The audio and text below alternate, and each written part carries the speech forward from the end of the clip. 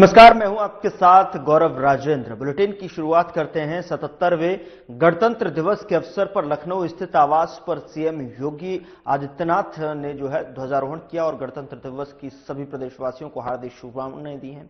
इस दौरान उन्होंने कहा है कि आज हम सब एक नए भारत का दर्शन कर रहे हैं जिसमें हमारे संविधान की महत्वपूर्ण भूमिका है। इसके साथ ही सीएम ने कहा कि हमारा संविधान हमें स्वतंत्रता, समता और न्याय, बंधुता का अमूल्य उपहार प्रदान करता है। यह संवैधानिक मूल्य लोकतंत्र की आत्मा है।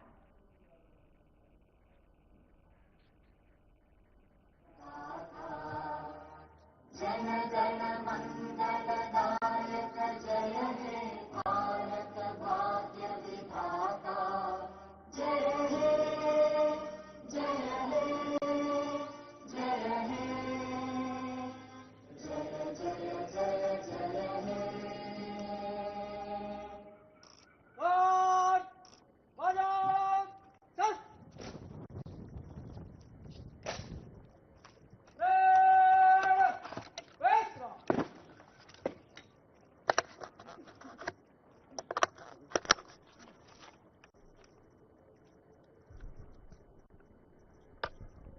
देश के 77वें गणतंत्र दिवस के अवसर पर मैं उत्तर प्रदेश के सभी नागरिकों को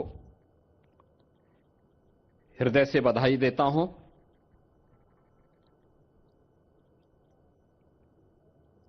आज ही के दिन 1950 में भारत का संविधान लागू हुआ था। 76 वर्ष की इस यात्रा में अनेक उतार चढ़ाव हमारे इस संविधान ने देखे हैं, लेकिन इस सब के बावजूद एक भारत श्रेष्ठ भारत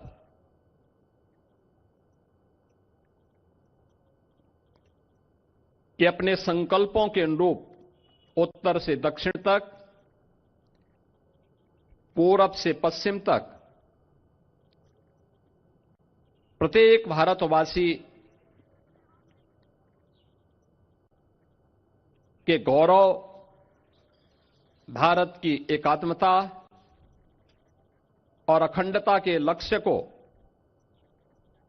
आगे बढ़ाते हुए आज हम सब एक नए भारत का दर्शन कर रहे हैं। इसमें हमारे संविधान की एक महत्वपूर्ण भूमिका है। मैं इस अवसर पर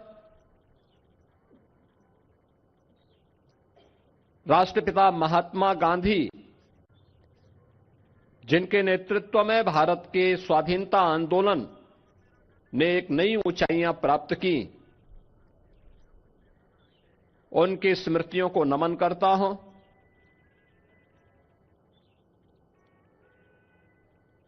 भारत के संविधान के सभा के अध्यक्ष, गणतंत्र भारत के प्रथम राष्ट्रपति डॉक्टर राजेंद्र प्रसाद जी, भारत के संविधान के शिल्पी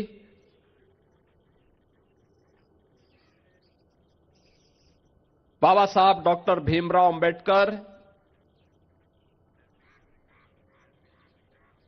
वर्तमान भारत के शिल्पकार लौह पुरुष सरदार वल्लभ भाई पटेल,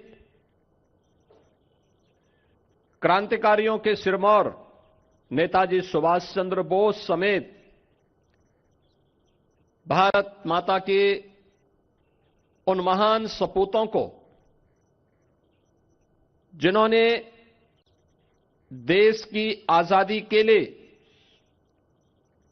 अपना सर्वस्व न्यौछावर किया, इस आंदोलन में बढ़ चढ़ करके भाग लेकर के देश की आजादी को सुनिश्चित किया और स्वतंत्र भारत में देश की सुरक्षा के लिए, आंतरिक और बाह्य सुरक्षा के लिए अपने आप को बलिदान किया है, ऐसे भारत माता के सभी ज्ञात अज्ञात सपूतों के प्रति विनम्र श्रद्धांजलि अर्पित करते हुए उनकी स्मृतियों को मैं नमन करता हूं।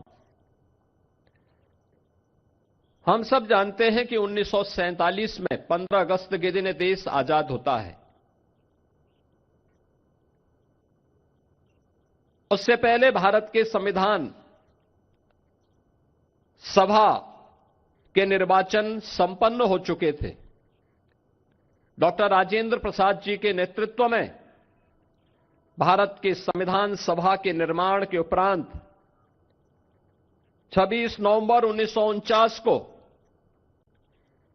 भारत ने अपने संविधान को अंगीकार किया। आज पूरा देश 26 नवंबर की तिथि को संविधान दिवस के रूप में आयोजित करता है। हर भारतवासी का दायित्व बनता है कि हम अपने संविधान के प्रति पूरी श्रद्धा और पूरे समर्पण भाव के साथ कार्य करें, क्योंकि सम और विषम परिस्थितियों में भारत का ये संबल बना है। भारत के संविधान की ये पंक्तियां कि हम भारत के लोग हर भारतवासी के लिए एक नई प्रेरणा है कि भारत के संविधान का संरक्षक, असली संरक्षक अगर कोई है तो भारत का नागरिक है। उस भारत के नागरिक के प्रति हरेक संस्था को, हरेक नागरिक को, हरेक मंत्रालय और विभागों को अपनी जवाबदेही को सुनिश्चित करना होगा और यह संविधान के प्रति हमारे समर्पण के भाव को भी व्यक्त करता है। हम सब इस बात को जानते हैं कि जब भी हम संविधान की मूल भावनाओं का अनादर करते हैं तो वास्तव में भारत माता के उन महान सपूतों का, जिनके बल पर, जिनके दम पर यह देश स्वतंत्र हुआ, हम उनका अनादर भी करते हैं। यह अनादर भारत के संविधान का नहीं बल्कि भारत के उन महान पुरुषों का अपमान है जिनके बल पर यह देश स्वतंत्र हुआ। और इसलिए हर नागरिक का यह दायित्व बनता है कि वह संविधान के प्रति पूरी श्रद्धा और समर्पण भाव के साथ कार्य करे। यह हमारे लिए एक पवित्र दस्तावेज है जो हर विपरीत परिस्थितियों में हमारा मार्गदर्शक होगा। भारत को एकता और अखंडता के सूत्र में बांधने से लेकर के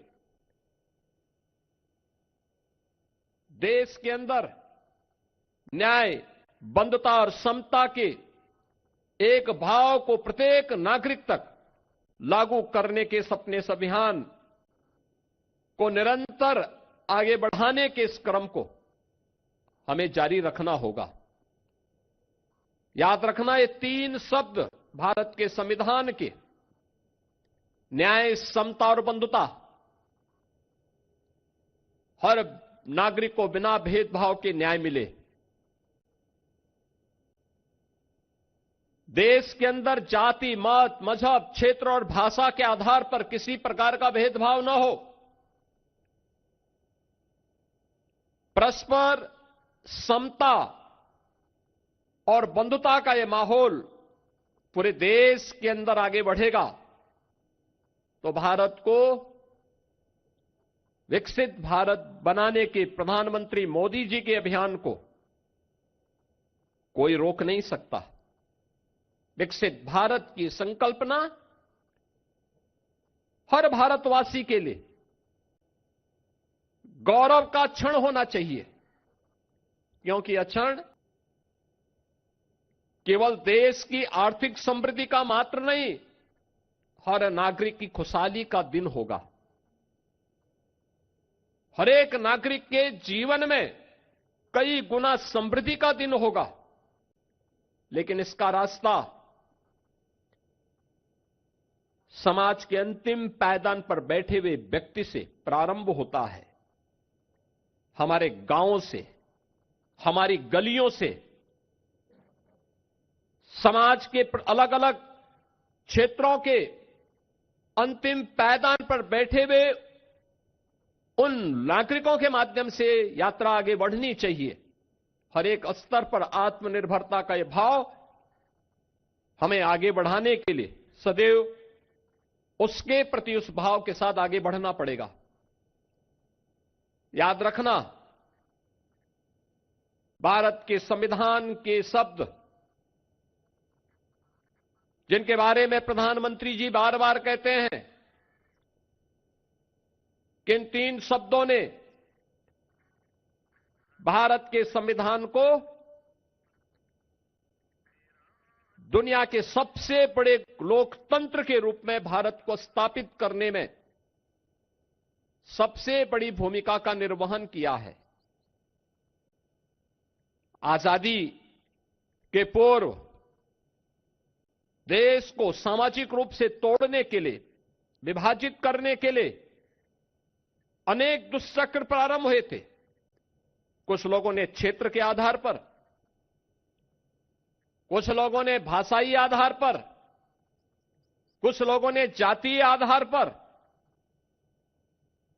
देश को विभाजित करने के अनेक षड्यंत्र रचे थे। लेकिन वे सभी षड्यंत्र अधिक दिनों तक टिक नहीं पाए। जब भी संविधान के मूल भाव को कमजोर करने की साजिश होती है तो आप इस बात को देखते होंगे कि कहीं न कहीं से इस सुगबुगाहट भी शुरू हो जाती है। जो सुगबुगाहट वर्तमान में उन भावों को कमजोर करता है जो न्याय के सिद्धांतों के विपरीत हो। भारत का संविधान व्यष्टि नहीं, समिष्टि के उस भाव के साथ हम सबको जोड़ने की एक नई प्रेरणा देता है। कोई व्यक्ति अगर ये कहता है कि मैं न्याय से ऊपर हूं, मैं संविधान से ऊपर हूं, मैं व्यवस्था से ऊपर हूं, तो मुझे लगता है कि वह भारत के संविधान की अवमानना कर रहा है। अगर कोई व्यक्ति कहता है कि बनाई गई व्यवस्था पर मेरा विश्वास नहीं, जो मैं कहूंगा वही सब कुछ होगा, ये नहीं चल सकता। और आज का ये दिवस हम सबको भारत के इस महान संविधान के प्रति उस समर्पण भाव के साथ आगे बढ़ने, उन संकल्पों को आगे बढ़ाने की एक नई प्रेरणा का दिवस है। हम सब उत्तर प्रदेशवासी भारत के इस संविधान को सम्मान देते हुए उन सभी राष्ट्र नायकों को, जिन राष्ट्र नायकों का एक ही ध्येय था और वह था राष्ट्र प्रथम का भाव, उस राष्ट्र प्रथम भाव का एक दस्तावेज भारत के संविधान के रूप में हम सबके सामने है। और यही वर्तमान के हमारे संकल्पों को, देश के संकल्पों को एक नई ऊंचाइयों तक आगे बढ़ाने में मददगार होगा। मैं आज के इस अवसर पर पूरे प्रदेशवासियों को 77वें गणतंत्र दिवस की एक बार फिर से हृदय से बधाई देते हुए अपनी शुभकामनाएं देता हूं। धन्यवाद। जय हिंद। उधर 77वें गणतंत्र दिवस के पावन अवसर पर कलाकारों के सम्मान के लिए लखनऊ में कार्यक्रम का आयोजन किया गया, जिसमें मुख्यमंत्री योगी आदित्यनाथ शामिल हुए, जहां उन्होंने कार्यक्रम को संबोधित किया। को कोई दिक्कत तो नहीं हुई? नहीं, दिक्कत तो कुछ नहीं हुआ। लीडर सर लोग जो पूरा अच्छा से ट्राइब को लेके आया, मतलब हम लोग ट्रिप को बड़ा अच्छा से लेके आया। सो बहुत सुंदर। कितने दूर से? त्रिपुरा से आप लोग, आप अरुणाचल से यहाँ, अरुणाचल प्रदेश से, अरुणाचल से यहाँ आना।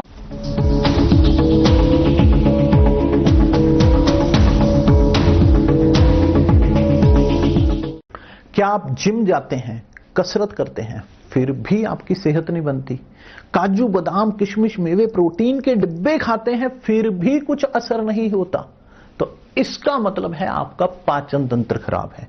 और जब तक के पाचन तंत्र दुरुस्त नहीं होगा, आप जितना मर्जी अच्छे से अच्छा खा लो, आपकी सेहत नहीं बन सकती।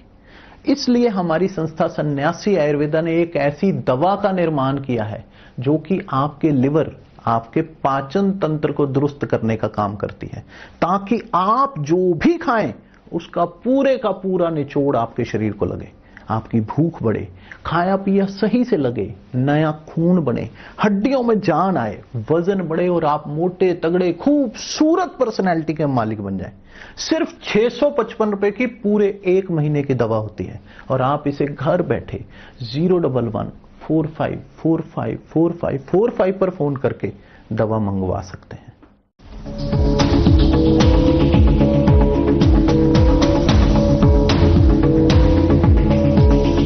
के अंतर्गत इतनी खूबसूरत संस्कृति, सभ्यता और कला का संगम के लिए मैं आपको तहे दिल से आभार व्यक्त करता हूं सर।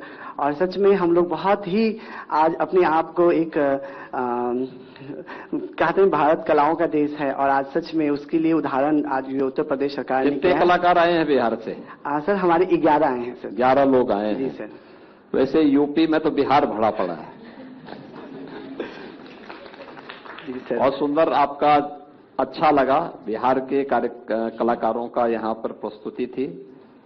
और आप लोग बिहार के सभी कलाकार पहली बार यहाँ आए हैं या पहले भी आए थे? नहीं सर, ये हमारा प्रथम आगमन है। जी सर। चलिए, बहुत सुंदर, बहुत बहुत धन्यवाद सर। तमाम बिहारियों से यहाँ मिलने का अवसर मिलेगा। लेकिन बिहारी की समस्या क्या है कि वो बिहार के बाहर बिहारी को पहचानता नहीं है। बैठिए, बहुत सुंदर, धन्यवाद सर। छत्तीसगढ़ से केशव राम यादव। मैं राम के ननिहाल छत्तीसगढ़ से आया हूँ। आप लोग छत्तीसगढ़ तरफ से बहुत बहुत जय जोहार। हाँ, धन्यवाद जी आप लोगों को। बहुत बहुत अभिनंदन छत्तीसगढ़ के सभी कलाकारों का, क्योंकि छत्तीसगढ़ तो भगवान राम का ननिहाल भी है। कितने कलाकार आए हैं आपके साथ? 16 कलाकार आए हैं सर। बहुत सुंदर, बहुत सुंदर। और कोई बात, कोई परेशानी? नहीं, कोई परेशानी। पहली बार आना हुआ यूपी में या इससे पहले भी आए थे? नहीं, पहली बार आना हुआ। फर्स्ट टाइम आई है। बहुत सुंदर, धन्यवाद। गुजरात से विक्रम भाई खगारिया। हेलो सर, नमस्ते। हम गुजरात से सुरेंद्रनगर जिले से आते हैं। मेरा नाम विक्रम भाई खरगिया है और यहाँ आके हमको बहुत बढ़िया लगा और खेलने में भी मजा आया। यहाँ कब आना हुआ? यहाँ आना हुआ 23 तारीख को। 23 को आ गए थे। तो यहाँ पे कहीं घूमे भी आप लोग? नहीं, कल जाने वाले अयोध्या धाम। कल अयोध्या धाम जाएंगे। राजभवन में नहीं गए आप लोग? राजभवन पे नहीं गए। गवर्नर मैडम ने बुलाया नहीं? नहीं। आप जाइएगा जरूर राजभवन में। ठीक है सर। भाई, राजभवन में जरूर मिलाइएगा। अब वो जन भवन हो गया है, ठीक है ना? ठीक है, ठीक है। तो वहां जरूर आप लोग जाइएगा, गवर्नर मैडम से मिलिए, फोटो लीजिए। गवर्नर मैडम पहले गुजरात की मुख्यमंत्री भी थी। हाँ, हमने पता है ना? आनंदीबेन जी तो यहाँ पर इस समय राज्यपाल हैं, हमारी राज्यपाल हैं। ठीक है सर। तो जरूर मिलिए आप लोग। ठीक है सर। बहुत सुंदर आप लोगों का। कितने कलाकार आए हैं गुजरात से? 11 लोग आए हैं। 11 लोग आए हैं। बहुत सुंदर, अभिनंदन। इफ्रा अयूब खान जम्मू कश्मीर से। आदाब सर, मैं इफ्रा अयूब खान कश्मीर से। हमें यहाँ आके बहुत अच्छा लगा। कभी सोचा नहीं था कि आपके साथ ऐसे इंटरेक्शन करने का मौका मिलेगा। बहुत अच्छा लगा हमें यहाँ आके। जम्मू कश्मीर कहाँ से आए हैं? सर कश्मीर से, श्रीनगर से। श्रीनगर से आए हैं। बहुत सुंदर। तो यहाँ पहली बार आना होगा? जी सर। ठीक है। तो जितनी ठंड वहाँ पे है उतना ही यहाँ पर भी है कि यहाँ कम है? यहाँ तो कम है सर। कम है यहाँ पे। ठीक है, बहुत सुंदर, अच्छा लगा। वैसे अच्छा, आप लोग कितने कलाकार आए हैं वहाँ से? हम 11 आए हैं।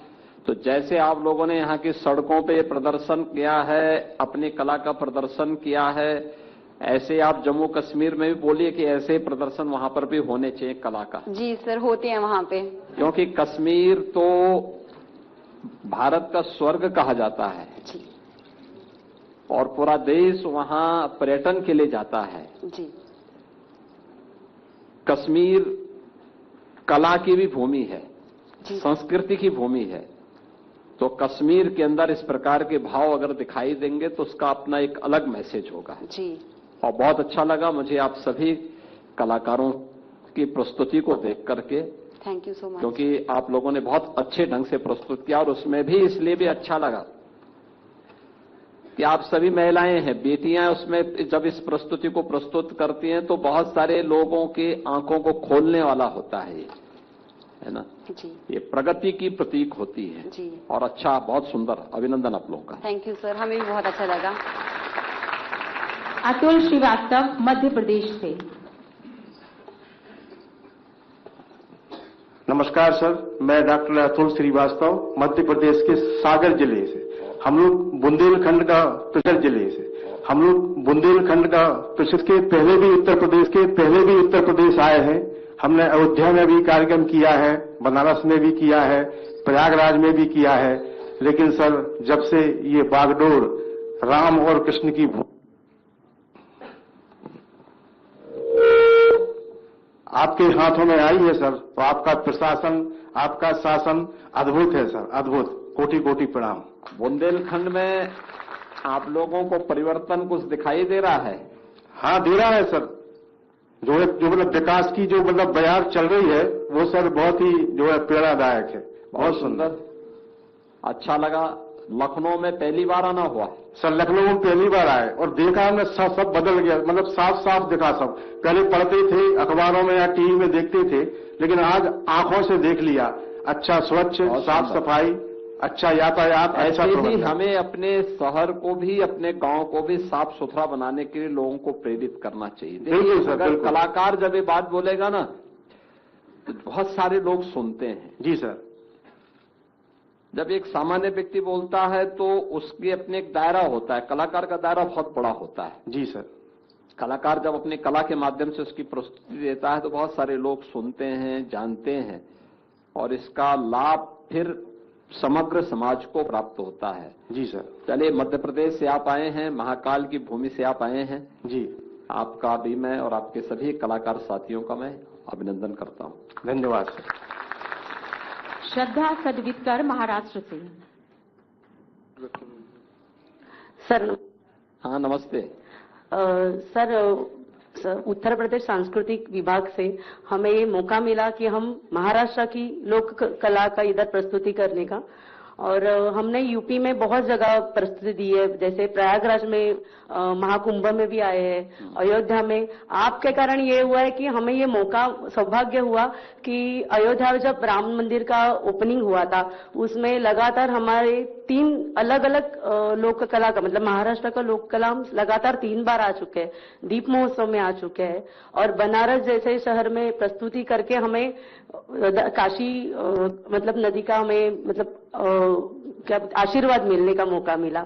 और बहुत अच्छा लगता है कि जैसे भारत के अनेक कलाकार है, अनेक भाषा है, जैसे अनेक संस्कृति है, उसमें भारत के अनेक राज्य का एकता देखने का बहुत हमें सौभाग्य है कि हम कलाकार आए हैं महाराष्ट्र? 18 लोग आए हैं। अच्छा, तो यहाँ पे महाराष्ट्र के इन सभी कलाकारों को पहले भी यहाँ आने का अवसर प्राप्त हुआ है? हाँ जी सर, कई बार आए। हाँ जी। महाराष्ट्र कहाँ से आप लोग आए हैं? मुंबई से सर। मुंबई प्रॉपर से हैं, बहुत सुंदर, बहुत अच्छा लगा। महाराष्ट्र के तो यहाँ काफी लोग रहते हैं, यहाँ पे अलग अलग जगह। अगर आप काशी में जाएंगे तो तमाम घाट मराठा जो है शासकों ने बनाए थे, और भी तमाम स्मृतियां आज भी बनी हुई है। और आप लोग आए हैं, अच्छा लगा। यहाँ की रिपब्लिक डे परेड में आप लोगों ने अपना कला का प्रदर्शन, कलाकारों का बहुत बहुत अभिनंदन। धन्यवाद सर। सिक्किम से जैनम लेप्चा।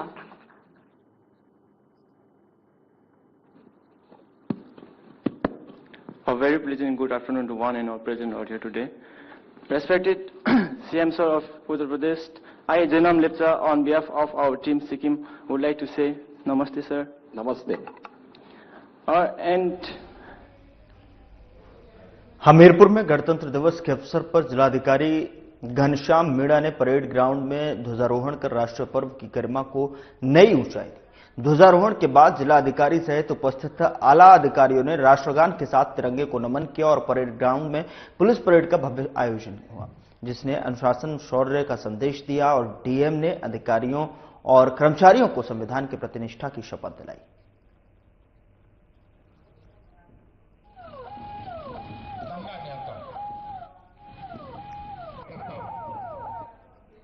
बिजनौर में 77वां गणतंत्र दिवस धूमधाम से मनाया गया। बता दें कि जिले भर की सरकारी इमारतों पर राष्ट्रीय ध्वज फहराया गया। पुलिस लाइन में प्रभारी मंत्री कपिल देव अग्रवाल ने झंडा फहराकर परेड की सलामी ली, तो वहीं कलेक्ट्रेट में जिलाधिकारी जसजीत कौर और एक स्वतंत्रता संग्राम सेनानी ने संयुक्त रूप से ध्वजारोहण किया।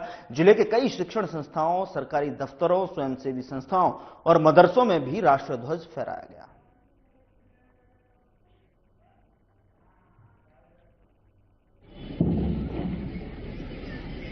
जी बहुत गौरव के क्षण है कि देश का 77वां गणतंत्र दिवस एक दिन पर बिजनौर में मुख्य अतिथि के रूप में, प्रभारी के रूप में मुझे आने का अवसर मिला।